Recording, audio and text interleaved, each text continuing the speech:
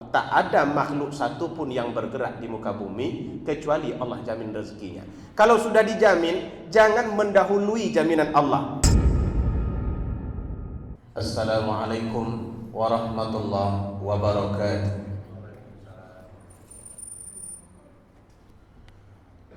Alhamdulillahi rabbil alamin, wal aqibatu lil muttaqin, wala udwana illa 'alal zalimin. Wa nusalli wa nusallim ala sayyidina wa habibina wa maulana Muhammad wa ala alihi wa sahbihi ajma'in.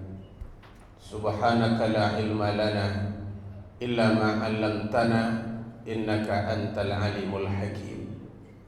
Hadirin jemaah salat zuhur yang dimuliakan Allah Ta'ala, mari sama-sama kita bersyukur atas nikmat yang senantiasa Allah berikan hingga di kesempatan baik ini kita dapat hadir menunaikan salat zuhur berjamaah.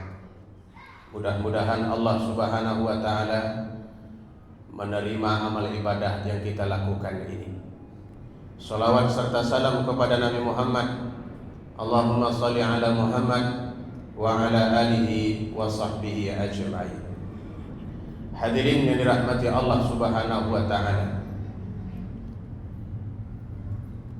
semut selalu dijadikan sebagai contoh dalam berbagai momen kehidupan. Semut dianggap sebagai makhluk yang mempunyai kerjasama baik, ramah tamah, sekaligus pemberani. Maka tidak heran kalau semut ini selalu dijadikan sebagai contoh. Berbicara soal pemberani, selalu semut dijadikan. Semut saja yang kecil melawan, apalagi kita. Karena keberaniannya itu yang selalu dijadikan contoh. Tapi dalam sisi positif semut, ternyata ada hal yang negatif yang ia miliki. Semut itu termasuk hewan tamak. Ketamakannya bagaimana? Kalau ia menjumpai air gula, ia akan berada di situ selamanya. Bahkan dia sanggup mati menikmati air gula itu, sekalipun sudah tak mungkin dibawa kecuali sesuai dengan badannya yang kecil. Ternyata semut itu tidak bisa dan tak mampu menahan yang manis. Kalau sudah kelihatan yang manis, dia akan mencurahkan hidupnya dan akhirnya dia mampu mati dalam air gula itu. Lalu apa yang perlu kita pelajari dari situ? Dunia, kata Nabi, yang sekarang kita nikmati ini juga manis. Ad-dunya hulun, dunia itu manis. Maka kalau kita tidak mau dan mampu mempelajari nilai yang ada pada semut, tidak jarang manusia bersikap seperti semut, ingin menikmati dunia yang manis itu sepuas-puasnya, dan akhirnya dia mati karena dunia itu sendiri. Rasulullah sebetulnya sudah memberitahu sejak awal. Kata beliau, ana za'im li thalathatin bi thalathah. Aku memberikan jaminan orang yang mengidap 3 jenis sifat, ia akan dihinggapi 3 jenis penyakit. Yang pertama, kalau dia lil mukibbi ala dunya, jika dia cinta kepada dunia, warharisu 'alaiha, dan tamak untuk dunia, wasyahihu biha, dan kemudian muncul sifat pelitnya dari dunia. Biasanya ketiga ini serangkai. Bila ada cinta dunia, mesti ada tamak. Bila ada tamak, pasti muncul sikap pelit.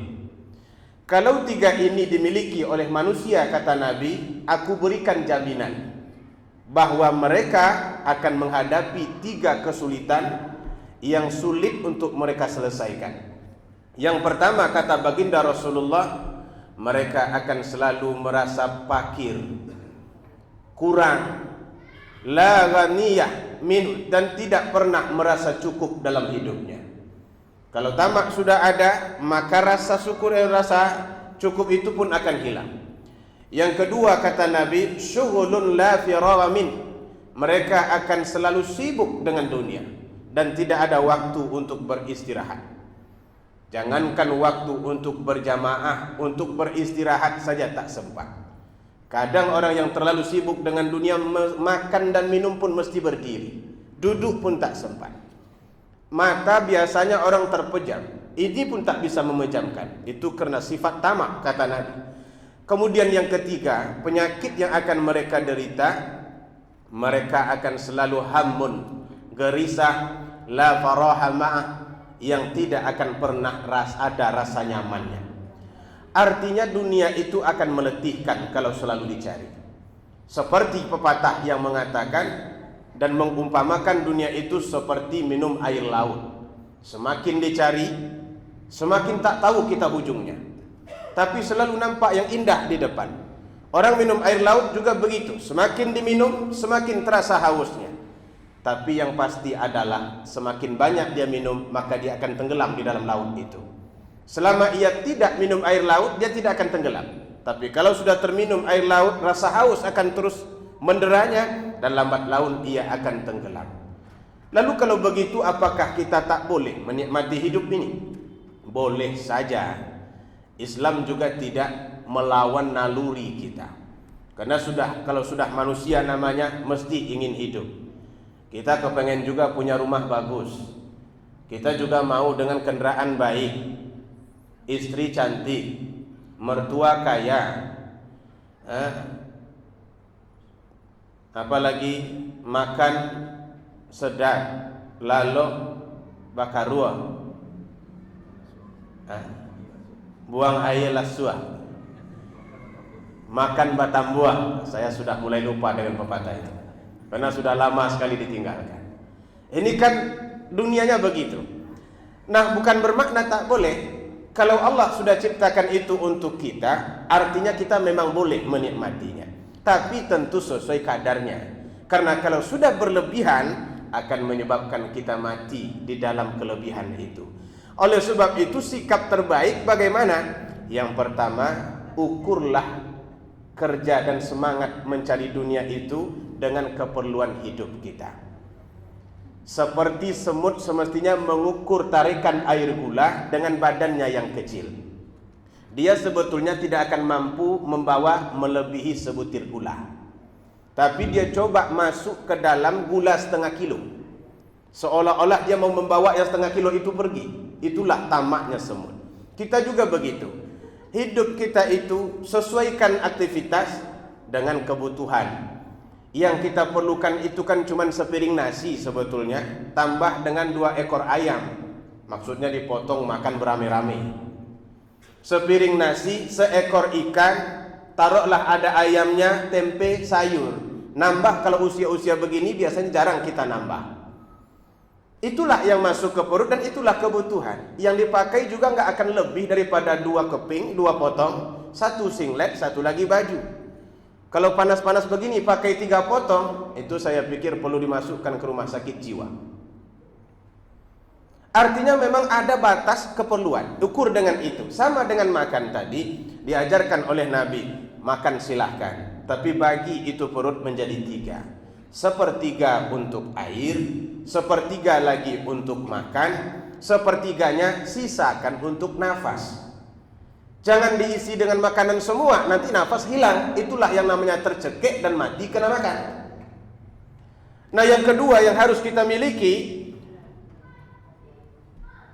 coba kendalikan kemauan itu.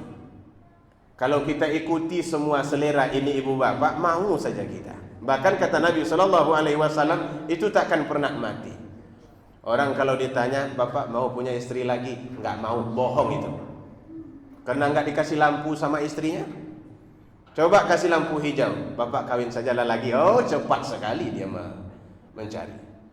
Semua orang mau, tapi kan kita punya batas kemampuan. Jadi silahkan nikmati, tetapi sekedarnya saja. Jangan dilampiaskan. Itu pengertian itu yang disarankan oleh agama kita. Karena kalau dituruti hawa nafsu itu, maka ia akan membinasakan. Salasu muhlikat, kata Nabi, 3 hal yang akan membinasakan manusia. Saya sebut yang satu saja, hawa muttaba, hawa nafsu yang diperturutkan. Kalau sudah semua yang nampak kita kepengen, semua yang direncanakan harus dapat, semua yang terniat dalam hati mesti terwujud, maka manusia itu akan menjadi binasa. Kita tidak akan mampu mengendalikan diri. Kemudian yang ketiga, biasakan dalam hidup itu mengatakan cukup. Cukup Pak, cukup. Soal nanti bagaimana besok, Allah sudah skenario hidup ini, setiap hari itu akan datang dengan nikmatnya sendiri. Setiap hari itu akan datang dengan rezekinya sendiri. Toh kita dulu lahir juga nggak bawa apa-apa, pakaian pun tidak. Tapi sekarang kita masih oke hidup dan dengan nyaman. Kenapa begitu? Setiap makhluk hidup itu sudah ada jaminan rezekinya dari Allah. Wa ma min dabbatin fil ardi illa 'alallahi rizquha. Tak ada satu makhluk pun yang bergerak di muka bumi kecuali Allah sudah menjamin rezekinya. Jangankan kita manusia, cacing dalam tanah itu pun sudah dijamin rezekinya oleh Allah. Apalagi kita yang mulia. Ada satu hewan namanya tungau. Tahu Bapak Ibu tungau? Ini bahasa Inggris ini. Terdiri dari dua kata, tu dan ngau. Tengok saja dalam kamus nanti, ada enggak kalimat tungau itu? Hinggapnya di lipatan kulit. Kalau ditengok tak nampak. Mesti bantu dengan orang lain atau pakai cermin. Di ketiak biasanya. Tengok. Enggak nampak, saking kecilnya. Tapi itu pun tidak diabaikan oleh Allah. Karena ia termasuk dalam janji Allah. Bahwa tak ada makhluk satu pun yang bergerak di muka bumi kecuali Allah jamin rezekinya. Kalau sudah dijamin, jangan mendahului jaminan Allah. Jangan mencurahkan segala hidup untuk meraih sesuatu yang sudah pasti dijamin oleh Allah. Andai kata kita mencoba lalu kita usahakan mencari sesuatu yang tak dijamin, maka kita tidak akan dapat. Yang keempat, hendaklah kita membiasakan diri bersyukur kepada Allah Ta'ala. Dengan bersyukur itu dada lapang, rezeki akan cukup. Kan yang penting dalam hidup ini kan cukup. Nggak perlu lebih-lebih, yang penting cukup. Mau makan McDonald cukup.